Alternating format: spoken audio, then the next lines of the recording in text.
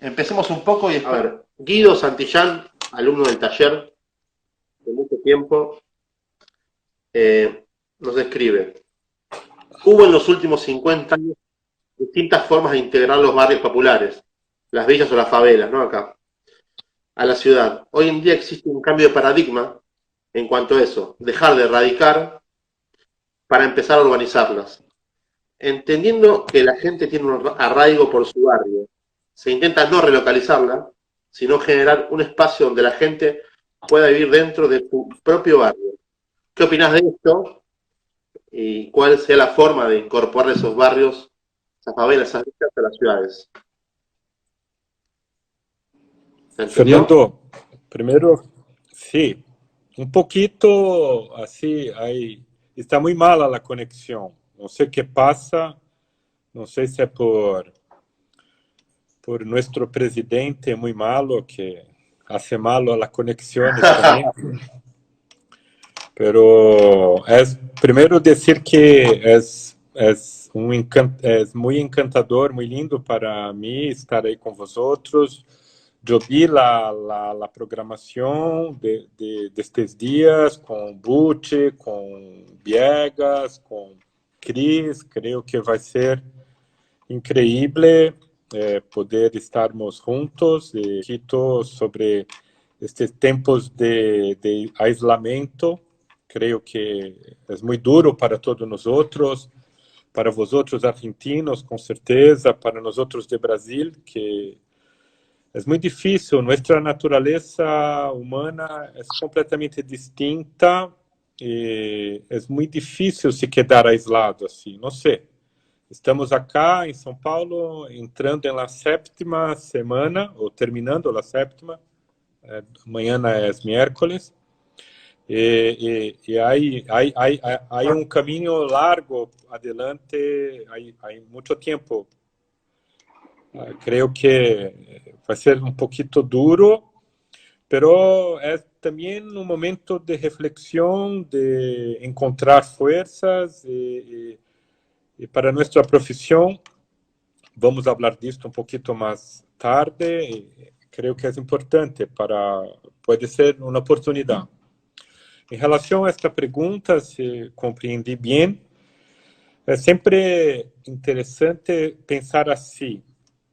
Estamos falando um pouquinho atrás de nosso presidente, por exemplo. Quem elegeu Bolsonaro fomos nós outros. Quando digo nós outros, foi o povo de Brasil. E, por lo tanto, a solução para problemas como estes políticos, quem garantiza as soluções somos nós outros mesmos.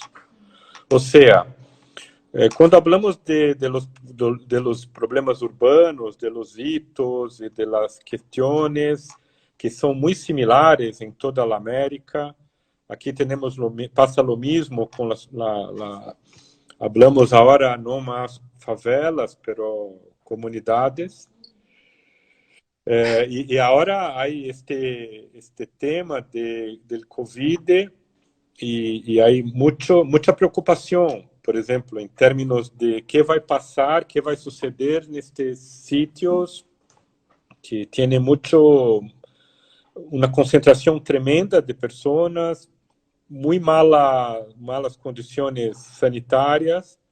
Então, estamos todos um pouco assim, estamos ligando agora acerca do pico e um pouco temerosos com o futuro. Pero o que estava falando é que todos os problemas urbanos, todas as coisas lindas, todos os hitos urbanos, somos nós outros que generamos, que inventamos, que criamos, os homens. Quando digo homens, mulheres, a humanidade. E, ao mesmo tempo, todos os problemas somos nós outros mesmos também que generamos. Por exemplo, não sei como se habla muito bem, pero el alcantarillado que metemos em nossos rios e contaminamos toda a água, são problemas que nós outros generamos e que em um determinado momento não é otra persona, sino nosotros mismos que vamos a tener que arreglar todas estas cosas. Entonces, creo que los movimientos económicos, sociales y políticos son muy similares en Brasil y Argentina. Claro que aquí no tuvimos Perón, pero tuvimos otras cosas. Y ahora tenemos Bolsonaro, que vosotros, por suerte, no pasan, no están sufriendo con esta figura terrible que tenemos aquí. Pero la concentración urbana es muy, creo que en Argentina pasó lo mismo. Hay una conexión con los desarrollos económicos de los años 60, con la necesidad del capitalismo, cuando los países centrales empezaron a enviar para los países periféricos las plantas industriales, nestes movimentos pendulares del capitalismo, de generar para obtener custos menos altos para la producción. Entonces, la explotación de las clases obreras en América, creo que son situaciones muy similares y que pasó en Brasil en el momento de la dictadura militar, fue el gran desarrollo de las ciudades sin ningún control, que al mismo tiempo, y ahí al mismo tiempo sin ningún proyecto, pero la ausencia del proyecto es el proyecto. Esto que es importante atentar. Hay una música linda de Chico Buarque que habla que en un vaso vacío, el vaso vacío, cuando bebe el vino, la birra, la cerveza, el vaso vacío está lleno de aire. El no proyecto es un proyecto. Y este proyecto... Hoy día, perdón. te interrumpo, porque justo en la página de la facultad de ustedes, la Escuela de Ciudades, hay un artículo de Fernando Haddad, que está publicado, que habla justamente de la política y la política. Sí. Y la política como el desguste, exactamente lo que decís. Haddad es el caso de Pablo, ¿no? Fer, ¿está buena la conexión? Perfecto, yo la veo perfecto, ¿eh? Gracias. Y acá están saludando, así que están escuchando bastante. Sí, gracias. Entonces, que estaba hablando que en este momento de desarrollo urbano, pelo menos acá en Brasil, creo que pasó lo mismo en Argentina, esta ausencia de proyecto en realidad era un proyecto muy bien elaborado de generar esta ciudad que no es compacta, que es grande, que ocupa extensivamente el territorio, un poco como Buenos Aires, pienso, la grande Buenos Aires, un poco como la grande São Paulo. Y esta clase obrera, estas personas que llegaban de otras partes del país, se quedaban ahí de forma precaria, generando lo posible para se quedar juntos, para se quedar dentro de la ciudad, porque al mismo tiempo, en estos movimientos de desarrollo económico, la ciudad era la oportunidad de empleos, de trabajo, de plata, de educación, o sea, al mismo tiempo que era muy duro, muy terrible, era al mismo tiempo muy lindo imaginar. Yo voy a estar no más aquí, mas en una ciudad con todas las posibilidades. O sea, este proyecto fue así. Generamos ciudades completamente, más que ciudades, como monstruos. São Paulo tiene una mancha urbana de 100 kilómetros de largo por 50 kilómetros de ancho,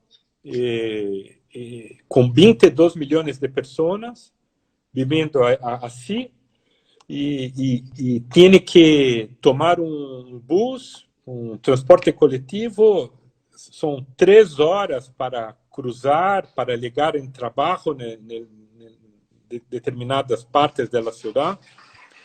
Ou seja, generamos isto. Estou falando, então, que todo esto, estas formas de vida foram generadas e inventadas por nós outros de América. Claro que dentro de um plano muito mais amplo que o capitalismo e tudo isto. E nós outros arquitetos pouco hicimos aí neste momento, porque quando percebimos já estava tudo aí, tudo armado e toda a gente vivendo.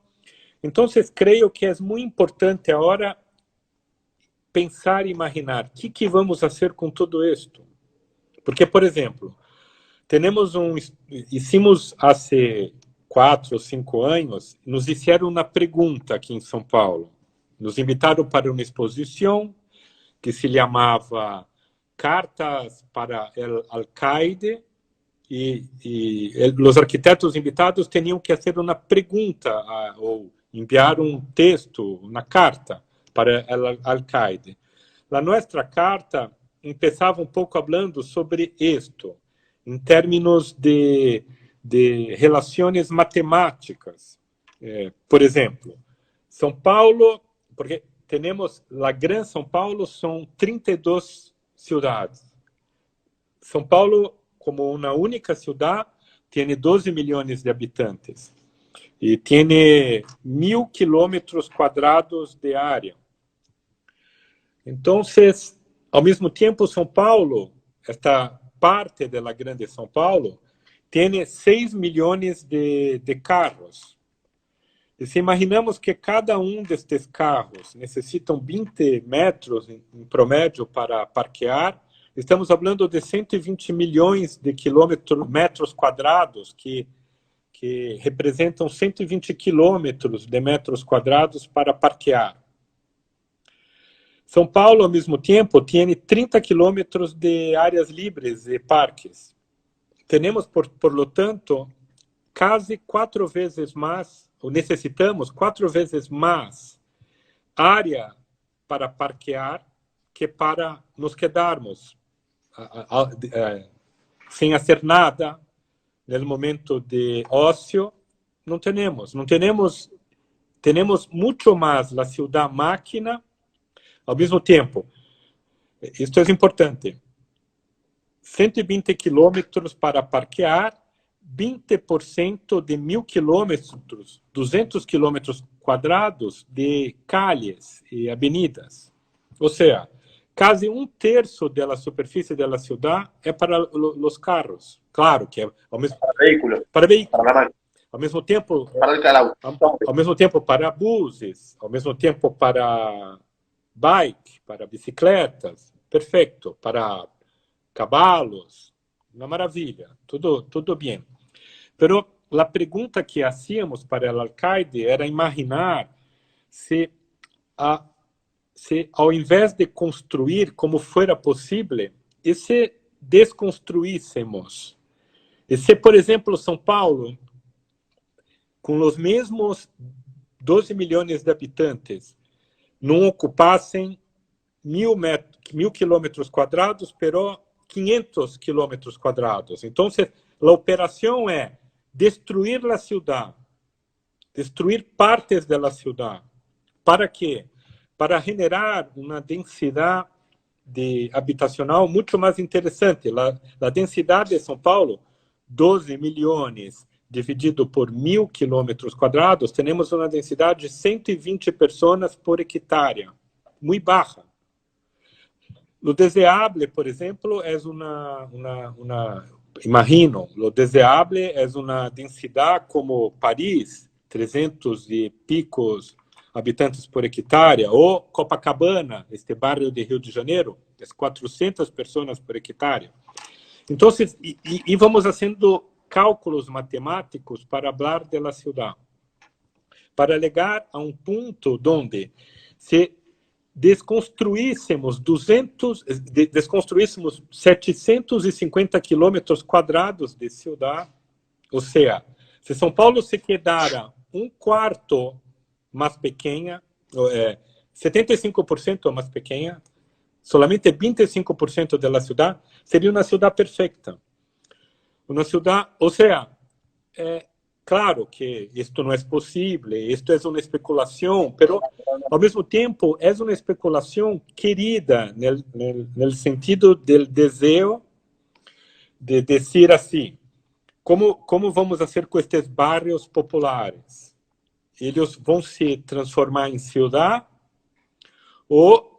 Porque, ao mesmo tempo, Fer, é muito louco.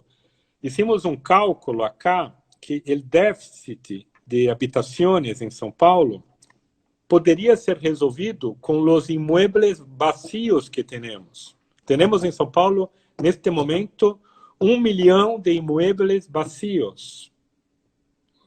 Era completamente possível arreglar tudo sem fazer nada, muito. Era só uma questão de desejar. Então, não estou escapando da pergunta, mas o que fazer com os bairros populares é transformá-los em cidade, sim. Mas, ao mesmo tempo, tenho uma pergunta. Podemos transformá-los em cidade? Podemos garantizar iluminação, acantarilhado, não sei como se habla, aqui falamos de esgoto. Podemos garantizar calles, cloacas, espaços livres, espaços públicos, mas, ao mesmo tempo, era muito lindo imaginar que este projeto poderia ser muito mais amplo, muito mais grande, e involucrar todos. Imaginar que não estamos solamente agindo para isto, para fazer uma melhoria pontual, muito específica, pero imaginar que se garantizamos uma cidade melhor para todos nós outros, estamos assim garantizando uma vida melhor para todos. Não sei, pouco o que me passa neste momento de isolamento,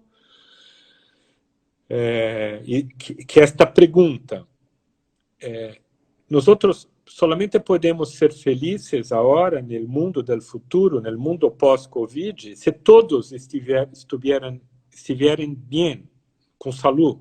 Não, sabe, pouco me dá pouco de, não sei como se habla, enjoo, me deixa pouco com agonia, por exemplo, quando miramos Trump garantizando a saúde do povo americano. Todos nós devemos estar garantizando a saúde da humanidade, não de nossos países. Claro, claro. Lo que decís un poco lo hemos discutido en el taller, que tiene que ver con que la pandemia lo que puso sobre la mesa fue lo que ya estaba pasando. Sí. Estaban ya los problemas. Lo que pasa es que esta situación de aislamiento y de crisis ya instalada en todos los niveles sociales pone en evidencia que algo no estaba bien, ¿no? Y nos hace preguntar cosas que nos habíamos dejado de preguntar, ¿no? Que ya estaban como dadas porque el sistema era así y de repente aparece un problema de una escala mucho mayor y que te obliga a responder, ¿no? Y te obliga a pensar si no se puede destapar los ríos, descanalizar o deconstruir San Pablo o volver a pensar estas situaciones entre vínculos entre el territorio y la ciudad, ¿no? A ver, mirá, tengo unas preguntas más de los alumnos, de los chicos. La verdad que has tocado los temas que más o menos están, pero vamos a desarrollar un poco más. Karen preguntaba algo parecido a lo que mencionaba recién. ¿A través de la arquitectura solo podemos resolver un techo para los más vulnerables de la sociedad o con nuestros diseños podríamos ir más allá? Siendo un grupo social que poco afecta al capitalismo, las viviendas sociales podrían resolver mucho más, ya que nadie se interpondría. O sea, plantea un poco, toca el capitalismo, hablaba de qué resuelve el arquitecto. Yo creo que es una pregunta casi en términos de que vos la movés de escala, ¿no? La sacaste de la escala del diseño de una casa o de un edificio o un objeto arquitectónico a la mirada de San Pablo. Sí, creo que es muy importante este tipo de inquietación. Me parece que, primero, decir que trabalho interessa a los arquitectos de nuestra disciplina, la arquitectura. Todos los trabajos interesan muchísimo. Entonces, creo que, por ejemplo, cuando un chico egresado de la escuela, recién egresado, vai aí e vai hacer una pequeña casita num barrio cercano de Buenos Aires, por ejemplo, imaginando una situación. Una casita de 100 metros cuadrados, de 60 metros cuadrados. Esta casita es un experimento, es el ensayo de una arquitectura que va a ser hecha mucho tiempo después. Toda a arquitetura interessa, tudo que se hace é muito importante, creio, independente da escala. Ao mesmo tempo,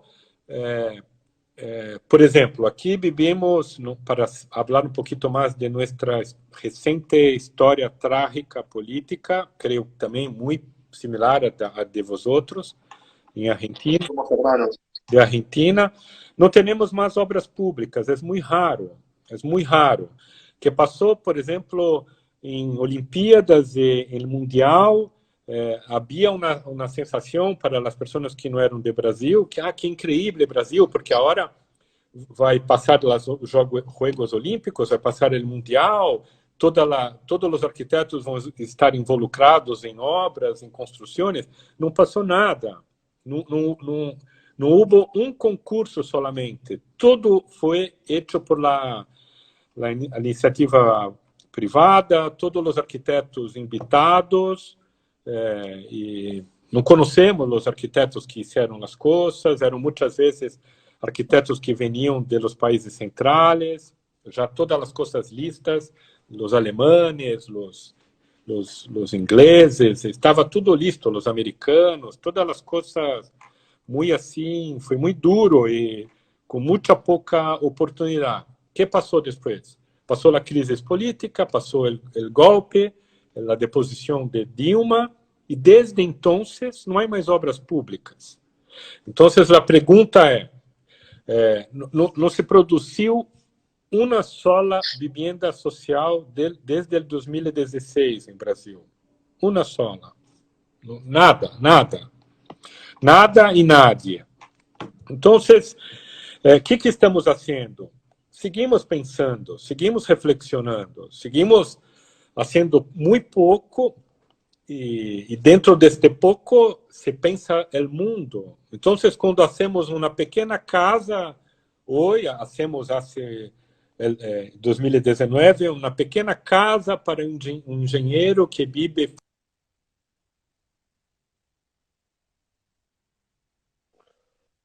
na capital do estado do Espírito Santo.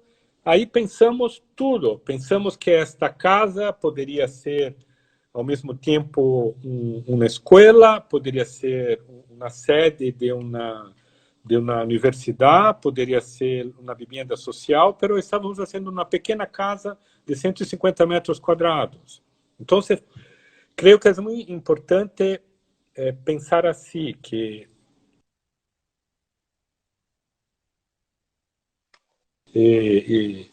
isto pertence a todos nós outros. Temos que também ter muito claro isto, que o conhecimento é para ser compartido. Creio que, por exemplo, todo esse trabalho de Taller Sudamérica, onde está involucrado Fer e Marcelo e todos os chicos e todos vosotros, todos os estudantes, vosotros estão aí compartilhando tudo que sabem, tudo que não sabem também, e é importante as coisas que não sabemos, para, ao final, termos condições de fazer esta reflexão que nos permitirá sermos arquitetos muito mais livres, muito mais potentes no sentido de garantizar não uma resposta, porque por muitas vezes penso que a arquitetura é muito mais uma pergunta que uma resposta, porque la pregunta que hacemos es para que sea posible la reflexión, la solución que es social y política y pertenece a todos nosotros, independente de sermos arquitectos o no. Y en este momento en que la sociedad llega a la solución, que es la decisión política, vamos a hacer vivienda social? Vamos.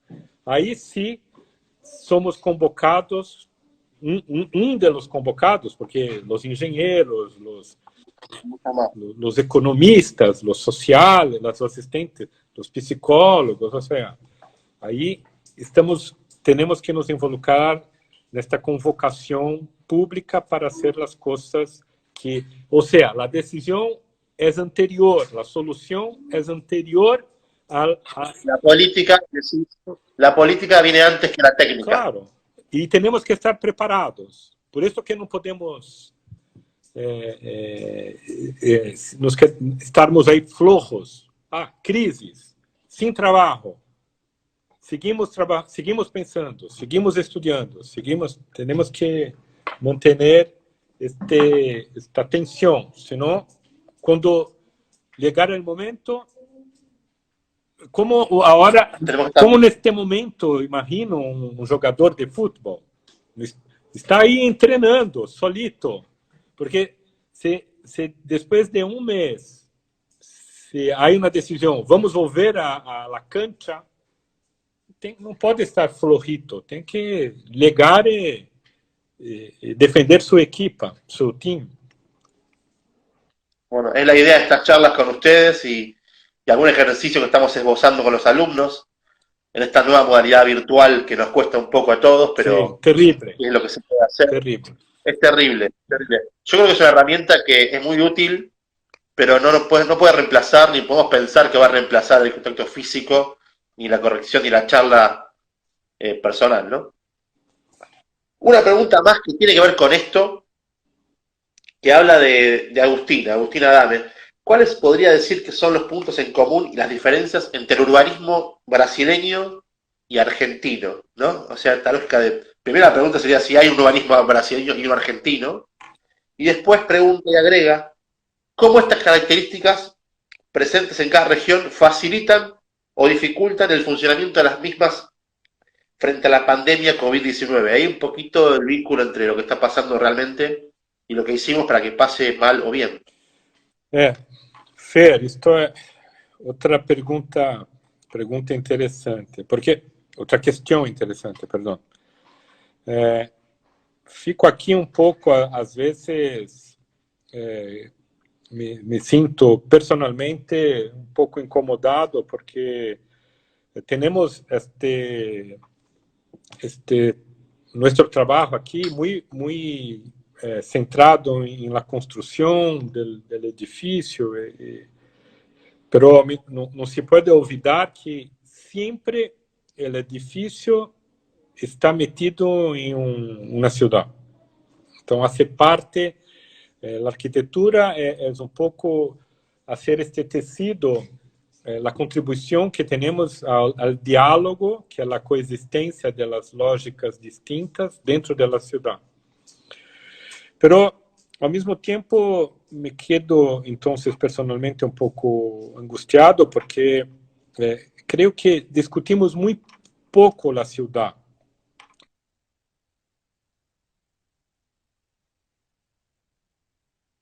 Em Brasil, a escola, a FAUSP, a escola onde estudei, quando estudei, era muito mais planeamento urbano do que a atenção com o dibujo da cidade. Então, ao mesmo tempo, onde estudei e quando estudei, em los anos, quando era estudante, sigo estudando, perdão, quando tinha uma estudante Álvaro, por exemplo, Brasília era super criticada por nossos professores e, ao mesmo tempo, vivíamos em uma escola donde había este encantamento por la arquitectura pós-moderna, por ejemplo. Vivíamos en un edificio de Artigas y el arquitecto que había hecho este edificio había recién regresado a la escuela después de se quedar 10 años retirado por el gobierno militar. Y todas las personas no le daban la menor importancia. Entonces hacíamos esas preguntas, por ejemplo, como estudiantes cuando en los años 80. ¿Cómo es posible se encantar con la arquitectura pós-moderna y se encantar con la arquitectura que estaba donde estábamos metidos, de la Escuela de Arquitectura de São Paulo, el edificio, súper criticado? Entonces empezamos un camino al revés. No vamos a estudiar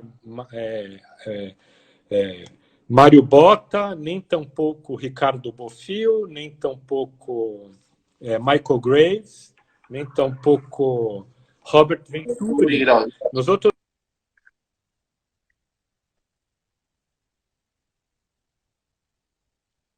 estudiantes.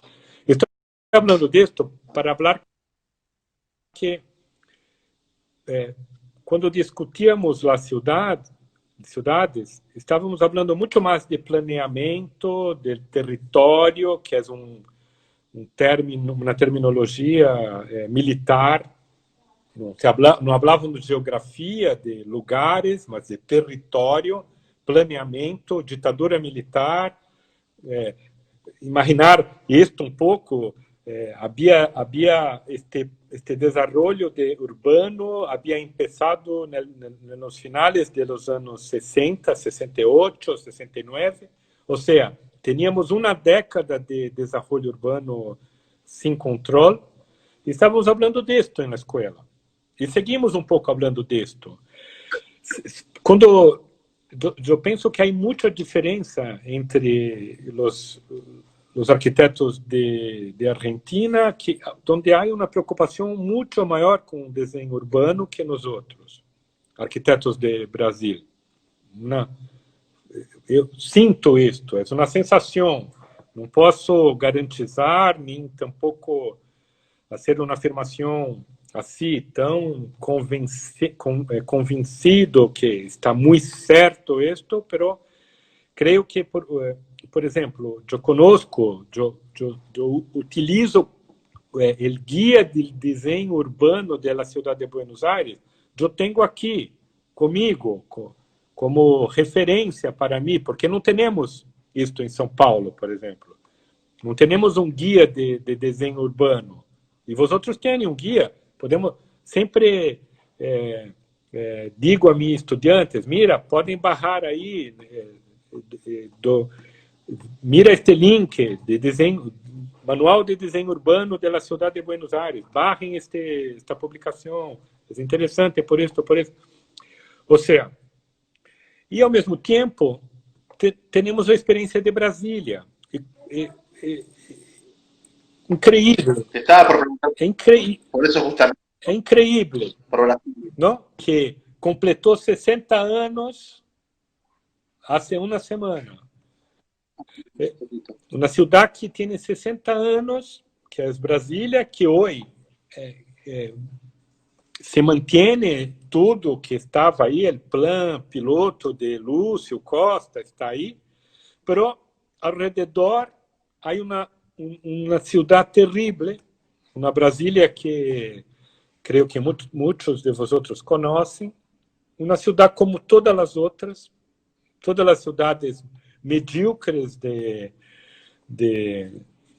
nuestro continente alrededor de Brasilia, presionando, haciendo una presión para este plano piloto. Yo costumbro decir, por ejemplo, que São Paulo, Brasil tiene alrededor de 6.000 municipios, o que significa que aproximadamente tenemos alrededor de 6.000 ciudades. Posso garantizar aqui que 95% destas cidades são completamente um desastre por completo. Sem desenho, sem intenções. E por isso que é importante nosso trabalho. Por isso que é importante pensarmos. Por isso que é importante reflexionar. Por isso que é importante fazer uma pequena casa em 6.000 cidades. Cada de los milhares de arquitetos que tem cada pequena coisa que é hecha é para cambiar. É para cambiar uma condição. Para cambiar não. Cambiamos como, perdão, senão vai ser vou dizer uma contradição. Vamos cambiar antes, todos nós outros juntos, e politicamente, a decisão política, pero para cambiar a mentalidade, para uma pessoa mirar uma coisa e dizer, pode ser diferente. Sim, se pode ser diferente, se pode ser distinto do que estamos fazendo, e de forma... uma forma terrível. Então, por lo tanto, não vou responder a pergunta, porque é muito complexa, mas creio que há muitas diferenças. Temos experiências increíbles, mas é muito difícil. Me quedo con el hecho de la responsabilidad individual de la que hablas. Un poco me lleva a la frase de Galeano, esa que dice, una persona haciendo algo bien no es demasiado, pero muchas personas en el mundo haciendo algo bien puede cambiar el mundo. En un punto, la responsabilidad de la pequeña escala, sí. bien, como un hecho importante más allá de la escala. Y otra cosa... Perdón, y es Galeano que dice que para qué sirve la utopía? Para seguirmos adelante, ¿no? No es para caminar, sí. Para avanzar. Yo me recordaba ahora, vos recordabas a Brasilia, y un hecho muy claro donde la decisión política de Kubitschek es la que va adelante y atrás va esa gran cantidad de técnicos maravillosos que tuvo Brasil y que han logrado hacer de Brasilia, más allá de las críticas que uno puede hacerle hoy en día, claro, evidentes, pero estaban entrenados, no estaban preparados para ese evento tan particular de la historia. Te corro un poco del tema, un poquito lo tocamos, pero Ana pregunta, en Buenos Aires la facultad, nuestra facultad, la FADU, es masiva, ¿no? Es una facultad muy, muy grande, y siempre estamos, un poco la hablé con ella, pero la FAUSPI o la Escuela de las Ciudades son una escala mucho menor. Pero nos interesa que nos cuentes cuál pensás vos que es el camino del estudiante desde que ingresa hasta que egresa. Inclusive hemos visto que ustedes tienen una situación de puertas abiertas, o sea, recepción, una especie de pregrado. ¿Y qué pensás vos que a un estudiante de arquitectura en Sudamérica le debería pasar en la universidad? ¿Qué la universidad debería provocar en él? Un poco casi una pregunta muy pedagógica, pero... Linda. Fer, vamos ter perguntas onde posso responder sim e não? Não, te queremos hacer pensar. Não, é uma broma. Não, muito linda esta pergunta, porque sempre costumamos dizer, eu tenho esta oportunidade de estar ao mesmo tempo em duas escolas distintas, uma pública que é pequena, perto da UBA, pero ao mesmo tempo não é tão chica assim, porque temos ao redor de 1.000 não, perto da UBA creio que é chica, pero temos ao redor de 1.500 estudantes, 300 professores, e ao mesmo tempo a experiência desta aí sim chiquita, a escola da cidade, onde somos 150 professores e 300 estudantes. Então, é uma experiência, são experiências distintas, pero que a emoção e a ideia de estar juntos com todos juntos e reflexionando e pensando juntos e fazendo coisas juntos é sempre muito emocionante, é sempre uma emoção ser professor, porque ser professor é um pouco compartilhar tudo que sabemos, e em nosso caso, em uma profissão que é muito peculiar, porque temos que imaginar um mundo que não existe a partir de tudo que sabemos e que existe. Ou seja, estamos sempre trabalhando num limite com o futuro, e ao mesmo tempo esse futuro, a matéria-prima é o presente e o passado, e então sempre manejamos tudo isto. E sempre com muito carinho por los estudantes, e claro que em la escola da cidade é um pouco mais fácil, porque quando pensamos assim, vamos proponer isto, é muito mais tranquilo do que quando temos que fazer um projeto de cambiar o curso, por exemplo. É muito difícil cambiar o curso na escola pública, porque aí toda uma questão política e é muito mais duro, muito mais difícil manejar as estruturas da escola da FAUSP do que da escola da cidade. Mas, por exemplo, na escola da cidade, há já 10 anos, em 2010, pensamos que seria interessante, todos os cursos de arquitetura em Brasil duram 5 anos. E há 10 anos, em 2010, propusemos e implantamos na escola da cidade um curso de arquitetura com a duração de 6 anos. Por quê? Porque queríamos garantizar ao menos um período de 6 meses para que cada estudante pudesse caminhar solo, sair da escola, ir para outra parte da cidade, ou do país, ou do mundo, e fazer uma experiência de vida completamente aislada, pero junto com todos os outros,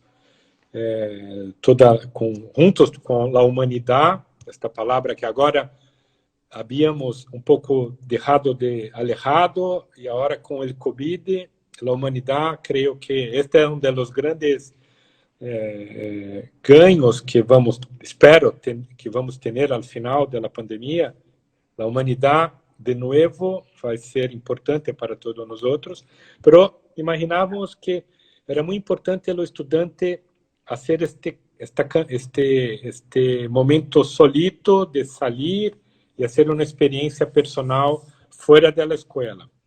E para isso sempre decimos aos estudantes da escola, e eu sempre digo isso a meus estudantes em la FAO, que estudar é um momento maravilhoso e único na vida, e que temos que aproveitar de todas as maneiras, com muita gana, porque é o momento de que temos a liberdade para pensar, para conhecer as ideias, se aproximarmos, alejarmos de outras ideias, nos encantarmos com as ideias, de ler, de ir ao cine, ao teatro, ou seja, desfrutar este momento da vida, que depois, quando regressamos, é muito mais duro, é muito mais difícil de ter todas essas oportunidades. Então, que é muito lindo este momento quando uma pessoa está estudando, e que tem que utilizar cada segundo, que é muito curto, 5 anos, não sei quantos milissegundos, 6 anos, um pouquinho mais, mas não sei fazer estes cálculos assim tão rápidos. Depois podemos fazê-los para saber quantos segundos temos, porque são segundos que não regressarão nunca mais. Então, creio que hoje as gerações, os estudantes de hoje têm muito mais possibilidades de, por exemplo, de conhecer os outros países da América do que tínhamos nós outros. Para nós outros era muito mais lejos. O Tratado de Tordesilhas tinha muito menos tempo de vida. Y ahora creo que estamos, hace algún tiempo, en realidad más de 20 años, construindo las puentes entre nuestras culturas, porque desde el momento de la redemocratización creo que hay un cambio muy, muy importante, porque antes de la redemocratización, vosotros de la América hispânica, ibérica, sempre miravam a metrópole, Espanha, todas os pós-grados eram em Madrid, Barcelona, os grandes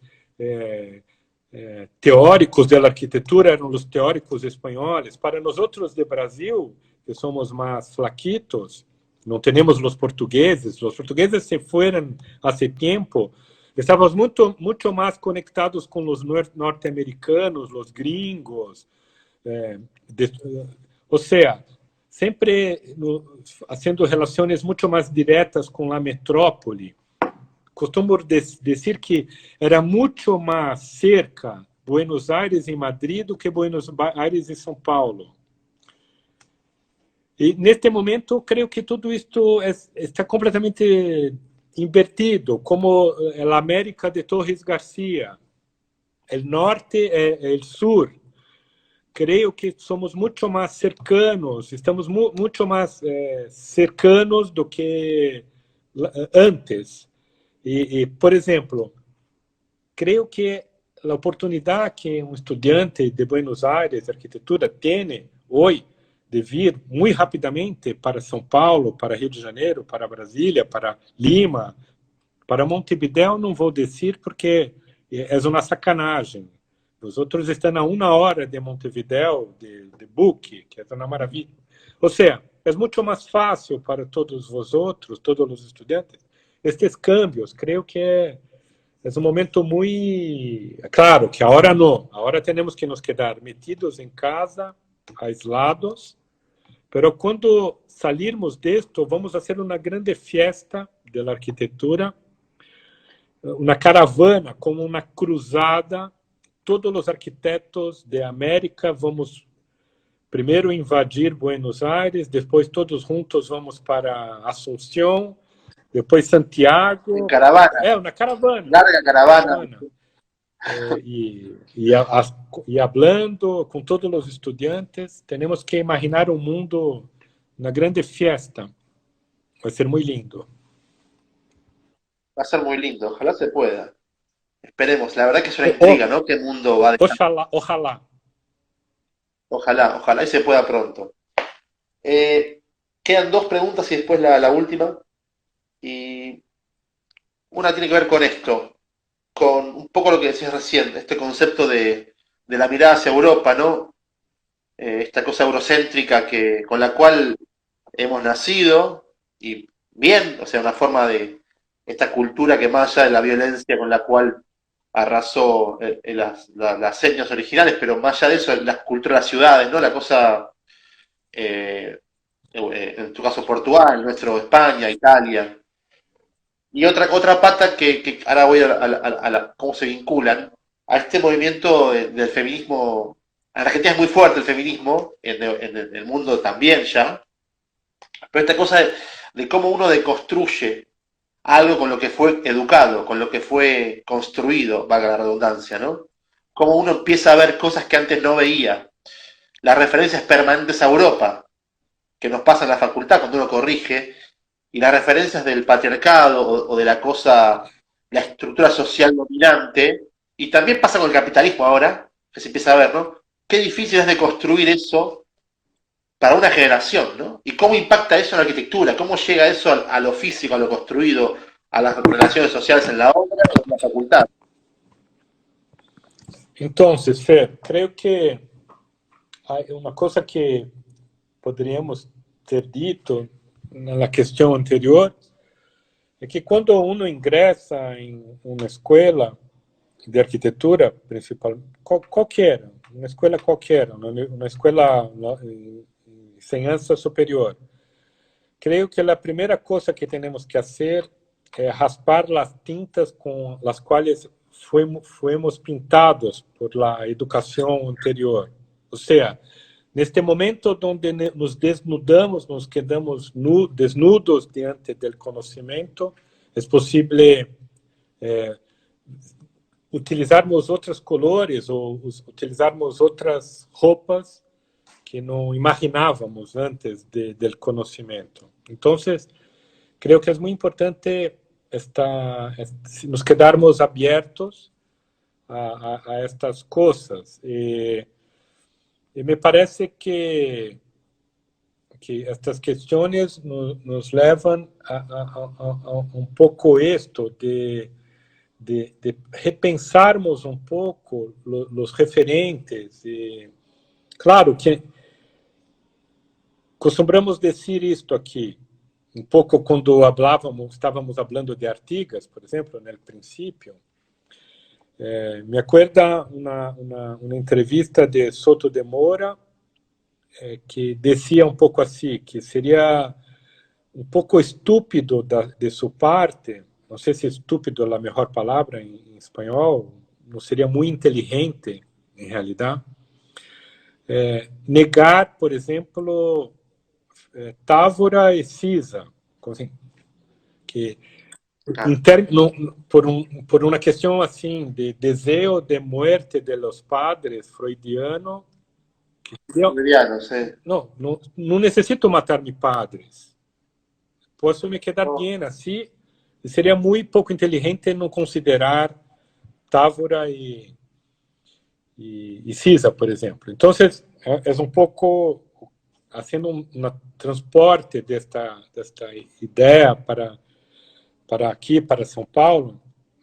Sempre costumo dizer que não seria muito inteligente abdicar de uma inteligência, não seria muito não seria muito esperto ou abdicar de uma inteligência construída pelos arquitetos como Artigas, Paulo Mendes da Rocha, por los professores. Ou seja, creio que há sempre uma continuidade. E esta continuidade é o viento que vem do passado, passa por el presente e nos impulsiona até o futuro, que é o conhecimento. Então, não podemos negar qualquer conhecimento por términos de sua direção, por exemplo. Se esse conhecimento vem de la minha escola e porque é antigo, porque tem 50 anos, não interessa, porque solamente me interessam os conhecimentos atuais, contemporâneos, que vêm de Harvard, ou vêm de Rencurras, ou vêm de outro senhor qualquer. Não? Ou seja, qualquer conhecimento é importante, incluso de Harvard, Rencurras e de outra pessoa qualquer. Temos que manejar com todo isto, saber o que nos interessa para que todo esto se transforme em um viento que seja capaz de nos impulsionar hasta el futuro. Clarísimo. Bueno, quedan 5 minutos y te hago la última pregunta que quizás es muy general, pero es una duda no una duda, pero sí la suerte que ustedes tienen. Yo cuando hablo con vos o con tus colegas, compañeros, amigos, siempre me da mucha impresión cómo hay un discurso, más allá de las diferencias personales e intelectuales, un discurso como muy único en términos de mirada sobre lo general. Y te hablo sobre la escuela paulista. No solo en términos arquitectónicos y materiales, que podemos un poco nombrarlos, y para los que no conocen, estudienlo por favor, pero lo que sí noto es un fuerte, que para acá es muy raro para la matrícula, una muy fuerte postura política. Hoy te nombraba, cuando vi a Haddad, posteo de Haddad en la página de la escuela, muy interesante además, o esta referencia que vos todo el tiempo haces a la política, y la otra pata es la pedagogía, un poco hablamos de eso, del programa de Vilanova Artigas en la escuela, esa lógica, ese taller constructivo que tienen tan maravilloso en la FAUSPI, pero cómo todo eso da unidad a una escuela paulista que para nosotros siempre es un ejemplo y es un faro. que nos ilumina. ¿Cómo ves vos esa escuela en un principio y cómo te ves vos y tu grupo de trabajo, SP, en ese marco, ¿no? En esa continuidad, hay contradicciones, si hay evoluciones, si hay... No matamos a Vilanova, está claro, no vamos a matar a Vilanova, pero ¿cómo sigue eso? Fer, é um pouco assim, é um pouco isso que estávamos falando desta inteligência construída. Sempre costumo dizer que, por exemplo, a FAUSP é escola duas vezes, porque é escola como espaço, ou seja, o invólucro, Hermoso, ou maravilloso. o continente de Bruno Zevi, o contenedor da vida, que garantiza um clima ameno para aí nos quedarmos e tudo isso, aislados, protegidos. Então, é escola como espaço e é escola como pensamento, porque é um pouco assim, é muito impressionante em edifício de Vila Nova Artigas que necessitamos uma única palavra para aprendermos arquitetura, se assim deseja, se assim imagina, se solamente é capaz de, com a mirada. Então, estavam falando disso. Então, aí estamos nesta escola que é duas vezes escola, pensamento e ao mesmo tempo espaço. E como pensamento, a escola paulista, nós somos os alunos de los professores, e hoje somos os professores. Ou seja, estamos aí não para garantizar nada, tampouco para continuar algo, mas estamos aí com este compromisso de compartilhar tudo que nós sabemos. Creio que ser professor é ser, basicamente, ser generoso. Compartilhar tudo o que sabe é um gesto de generosidade. Eu tenho, por exemplo, já escutei de professores, me quedei completamente assim, dizendo coisas assim, terríveis, como assim, eu não digo tudo o que sei porque isto é muito caro. Então, prefiro dizer solamente parte do que sei, e se querem que diga tudo, vou cobrar um pouquinho mais para dizer tudo o que sei. Ou seja, isto não é um professor para mim, é outra coisa, não sei. É um vendedor. Não sei como se chama isto. Então, aí estamos, não para garantizar nada, mas sempre pensava assim, quando estudante, que mirava meus professores, e os professores que admirava, e pensava assim, ao final, eles estão pensando que em um determinado momento vamos ter condições de fazer um diálogo, ou seja, de pensar distintos, pero seguir falando, de garantizar que outras pessoas sigam pensando e sigam falando. Porque tem uma coisa que é muito importante. Há sempre uma discussão, mesmo aqui em Brasil, há professores de história da arquitetura que dizem, que afirmam, não há distinção entre escola paulista e outra coisa, não há escola paulista, mas uma coisa que é interessante de pensar é assim, em Rio de Janeiro estavam aí os arquitetos mais incríveis do Brasil, dos anos 40 e 50, que fizeram uma arquitetura incrível, inovidável, para então a capital do país, Rio de Janeiro. Então estamos falando de Eduardo Reidi, Lúcio Costa, os irmãos Roberto, Oscar Niemeyer. Estamos falando de uma geração incrível de arquitetos, pero que não estavam metidos na escola. Não eram professores. Não compartilham o que sabiam. Lúcio Costa, é verdade que era muito mais professor que os outros, pero fui muy por poco tiempo, profesor. Pouco compartilham as coisas.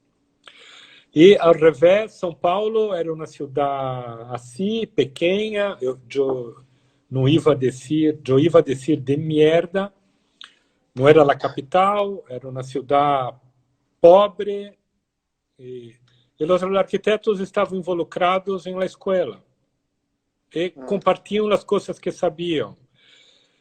São Paulo, a escola de arquitetura sai da Politécnica, da engenharia.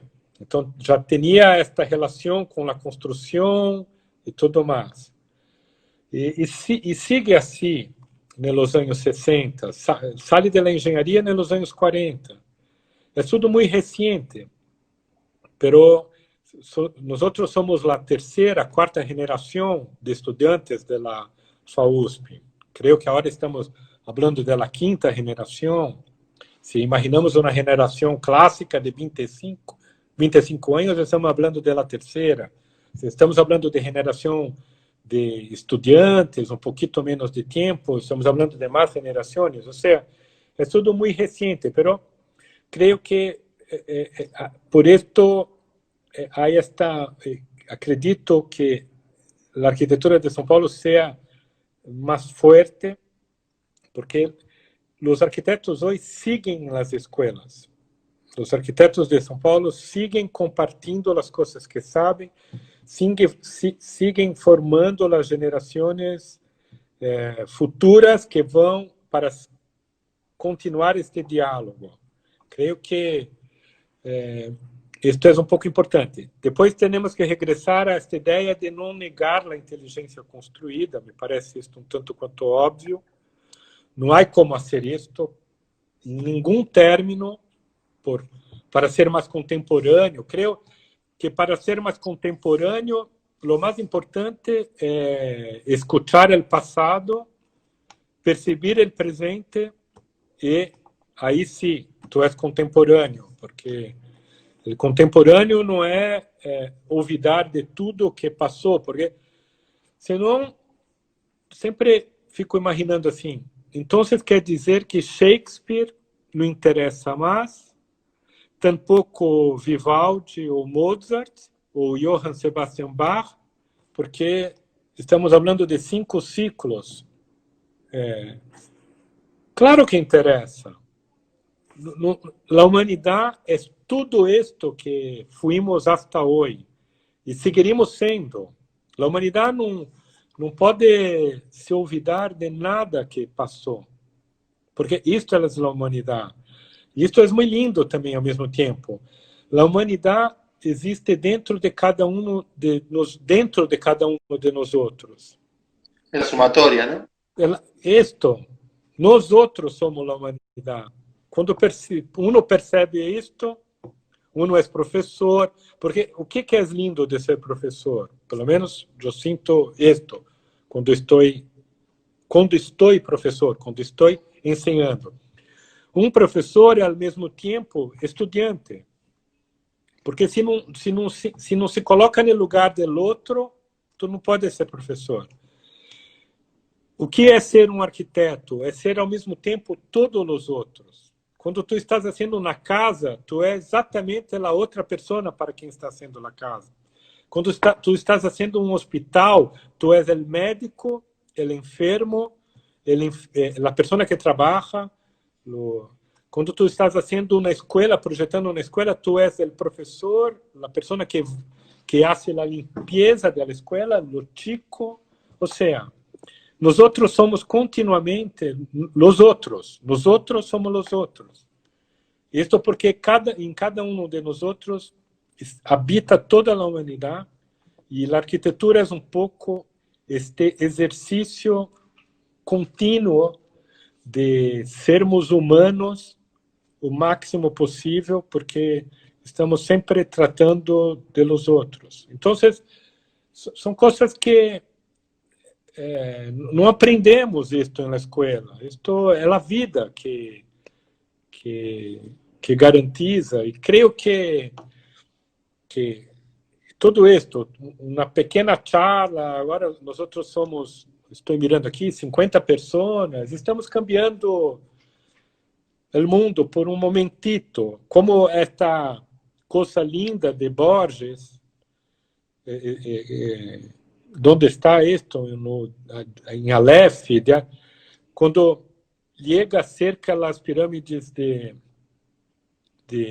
Cairo, pega un poco de arena y joga lá un poquito adelante y después afirma, yo cambié el desierto, yo esperé toda mi vida para hacer este pequeño gesto, yo acabé de cambiar el desierto. Pues, es esto que estamos haciendo en este momento, Fer. Es eso. Gracias. Y recordaba, estos días se cumplió 30 y pico, 40 años de la desaparición de Germán Oesterheld, el escritor del Eternauta. No sé si lo tenés, el Eternauta, muy famosa la historieta. Y una frase del Eternauta, el personaje, era una muy linda, que el único héroe es el héroe colectivo.